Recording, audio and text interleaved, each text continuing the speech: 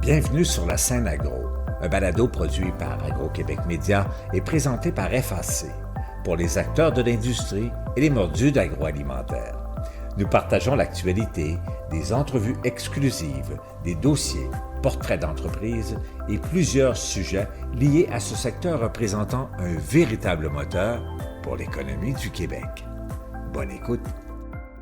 Ici Lionel Levac. Syntec Agroalimentaire lance immédiatement son projet de 8 millions qui contribuera à développer et renforcer les chaînes d'approvisionnement québécoises dans le secteur de la transformation alimentaire. 6,46 millions du projet global de 8 millions de dollars proviennent du ministère de l'Économie et de l'Innovation. Une centaine d'entreprises vont bénéficier des travaux de Syntec qui a déjà établi certains partenariats spécialisés pour mener à bien cette mission. Le ministre de l'Économie et de l'Innovation, Pierre Fitzgibbon, a profité du récent congrès du Conseil de la transformation alimentaire du Québec pour annoncer son soutien au projet de Syntec. Voici plus de détails dans mon reportage.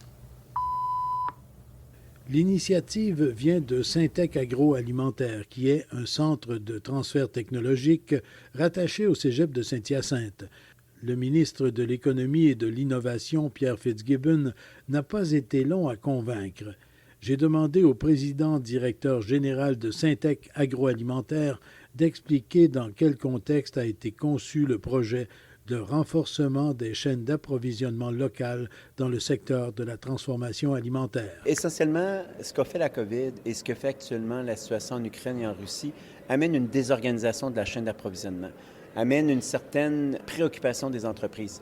Résolument, ce projet-là, c'est ce qui a intéressé beaucoup le gouvernement du Québec, c'était on s'attaque à cette réalité-là, comment on les outille, comment on permet à ces entreprises-là de s'assurer d'une part d'être bien approvisionnées et profitons de l'occasion qu'elle soit locale, et on combine ça à des actions pour les rendre encore plus productifs, plus compétitifs face à leurs concurrents. C'est une occasion unique en marque qu'on fait, et là, on va être capable d'accompagner plus de 135 entreprises à cet effet-là, justement, pour nous assurer que l'autonomie alimentaire, bien, c'est pour très bientôt. Est-ce que c'est un mandat que vous avez eu du gouvernement? Est-ce qu'on peut parler d'un mandat qui vous vient du MEI où vous aviez déjà de votre côté des préoccupations en ce sens-là et aviez déjà amorcé des travaux en ce sens-là? En fait, c'est une proposition venant de Syntec Agroalimentaire face à une préoccupation des clients qu'on accompagne, donc des industriels. Face à la préoccupation, on a fait une proposition du renforcement des chaînes d'approvisionnement locales qu'on a soumis au ministre de l'Économie et de l'Innovation, M. Fitzgibbon, qui l'a pris et a adoré, et c'est pour ça qu'il a souscrit très rapidement. Ça s'est passé en quelques semaines, tout cet exercice-là, parce qu'ils ont vu manifestement une carence, un besoin de solution. On apportait la solution. Ils ont dit, on embarque dans cette solution-là, d'où cette annonce-là qui est arrivée, de ce renforcement-là qui rentre directement en ligne avec les objectifs. Donc, à cet effet-là, on rentre en plus dans toute la stratégie d'achat local du gouvernement, dans toute la stratégie d'augmenter l'autonomie alimentaire, dans toute la stratégie d'accroître la présence québécoise dans les marchés publics. Ça peut sembler assez facile à dire et à faire même. On a juste à acheter un peu plus local, s'approvisionner plus local quand on est une entreprise, chercher nos matières premières plus localement, etc. Mais ça prend des outils pour ça. Les réseaux ne sont pas nécessairement en place pour tout ça. Syntec, votre rôle dans ça, ça va être de fournir les outils et d'orienter les gens aux bons endroits. On essaie de travailler sur les circuits courts, donc de mettre des conditions qui vont permettre à nos entreprises avec plus de volume, d'accroître la rentabilité, d'être plus compétitifs par rapport au marché étranger, par rapport à la façon d'approvisionner les choses. L'explosion des coûts en général donne une opportunité en marge de renforcer ce lien-là de circuits courts qui vont permettre à des entreprises dans toute la chaîne, autant au niveau des ingrédients que des transformateurs, de pouvoir aller dans les marchés publics avec des produits québécois. Fait que c'est une occasion unique. Cette désorganisation, à tout écart, amène une occasion en marge de finalement tendre vers l'autonomie alimentaire. La fenêtre, elle est très courte. On a pris le virage rapide, puis on fait tout ce qui est en notre possible pour essayer d'amener tout l'écosystème de la transformation agroalimentaire dans cette opportunité qui est maintenant. Puis dans 6 mois, 1 an, on espère que ce transfert sera fait. Puis vous comprendrez que lorsqu'on est le 2e, 3e grenier du monde, l'Ukraine et la Russie, ça amène une désorganisation et ça amène les entreprises, même les plus grandes, à regarder une nouvelle source d'approvisionnement Et pourquoi pas local? Et pourquoi pas dans une notion de dire local, c'est moins d'empreinte carbone, c'est moins de conséquences sur la carboneutralité, c'est des produits plus sains, plus prêts, puis on fait travailler notre monde. Le plan général, est-ce qu'il va jusqu'à stimuler la production ici même d'éléments, d'ingrédients, de produits qu'on n'a pas déjà dans nos lignes de production québécoises, dans notre chaîne de production, dans l'écosystème, pour reprendre ce que vous disiez il y a quelques instants? Et c'est ce qu'on souhaite de tout cœur, c'est ce qu'on veut faire. C'est une occasion, justement, si les grands transformateurs lancent un message au niveau de l'approvisionnement d'ingrédients, qu'ils soient de propriété plus québécoise, canadienne, c'est sûr que c'est ce qu'on veut, c'est ce qu'on souhaite. Et je pense que ça va être l'opportunité parfaite parce qu'il y aura du volume. L'enjeu qu'on a, c'est est-ce qu'on a le volume suffisamment important pour permettre à des entreprises qui fourniraient des ingrédients de dire « OK, là, j'ai assez de pensée de rentabilité de maintenant approvisionner des produits qui vont aller à des entreprises de transformation québécoises. » C'est notre désir caché au final, de transformer la chaîne. Et si on part par le grand transformateur qui dit maintenant, je veux assurer le maximum de produits québécois, même dans la constitution de ses composantes, bien, je pense que là, la chaîne va tourner. On appelle ça vraiment un game changer. Là, on est dans une autre dynamique, un autre cadre. Et là, tous les joueurs, ça part du producteur, donc de la récolte à la source jusqu'au transformateur. Fait que nous, on travaille du transformateur, on travaille sur les appels d'offres publics, on essaie de changer la posture pour ramener le produit québécois, puis essayer de refléter les vrais coûts, l'avantage des circuits courts, l'avantage qu'on réduit l'empreinte carbone du produit qu'on va transformer. Et ça, c'est un avantage concurrentiel. Et que là, ça va de plus en plus être une évidence là, pour nos entreprises de prendre cette tendance-là. C'est pour ça que ce montant-là est si significatif pour faire ça. Quand on pense à 150 entreprises à qui on s'adresse, ça commence, pour un marché comme le Québec, à être assez significatif. Puis on espère que ça va être un contaminant. C'est-à-dire qu'une fois qu'on fait ça, il y a un effet contaminant sur les autres. Puis en parlant à 150, ça va faire un renforcement de proximité pour s'assurer qu'on va créer des courbes d'accélération du producteur jusqu'au transformateur, que les gens de la chaîne puissent se parler, puissent collaborer ensemble, puis puissent faire des ponts, parce qu'étrangement, les gens se parlent peu, très peu.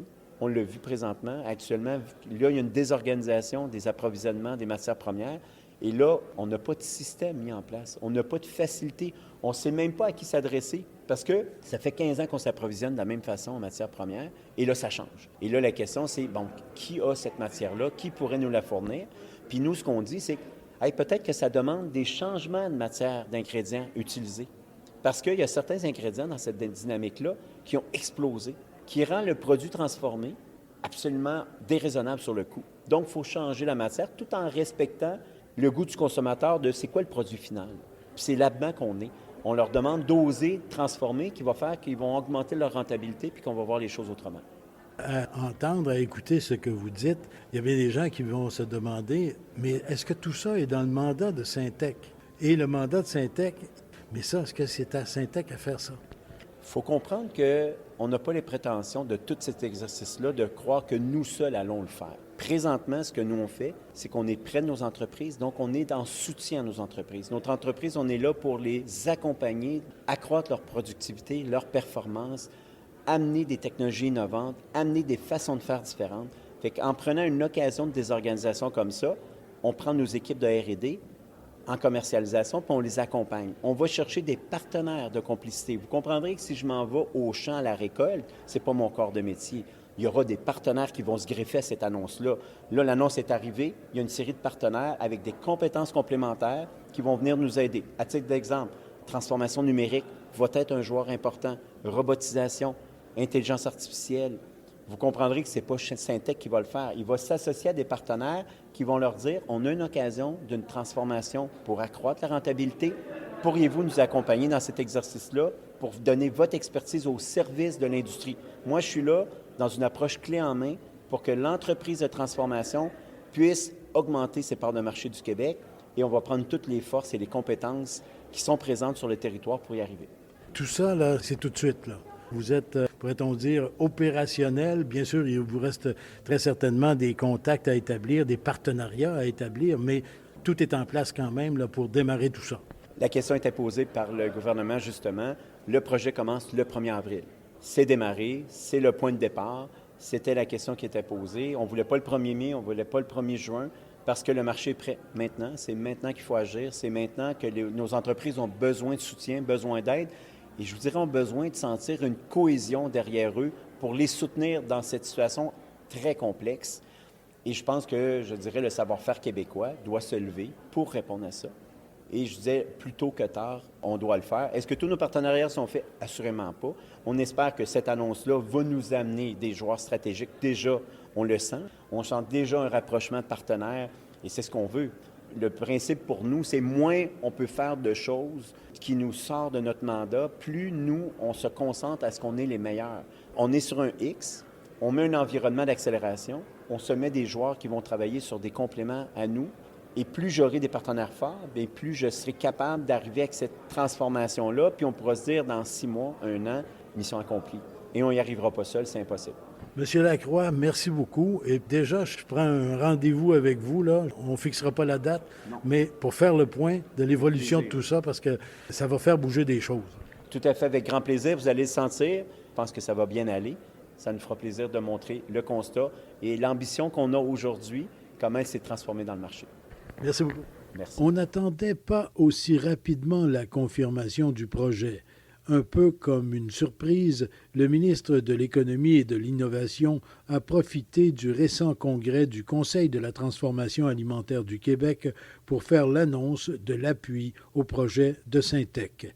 Pierre Fitzgibbon a fait une intervention virtuelle. Le secteur de l'alimentation est celui où les Québécois sont prêts à plus dépenser pour acheter local dans une forte proportion de 87 %.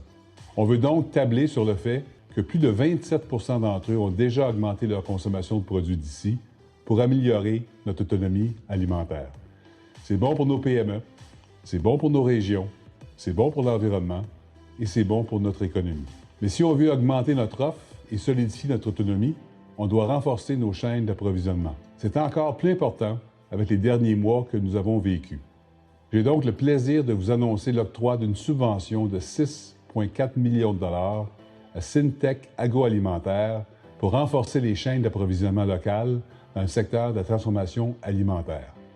Syntec, c'est le centre collégial de transfert de technologie affilié au Cégep de Saint-Hyacinthe. Le projet sera axé sur l'innovation et l'amélioration de la qualité des produits transformés, la rentabilité, l'intégration de nouveaux produits et de nouvelles technologies, ainsi qu'une meilleure intégration des fournisseurs québécois en matière d'emballage, d'infrastructures, de stockage et de transport.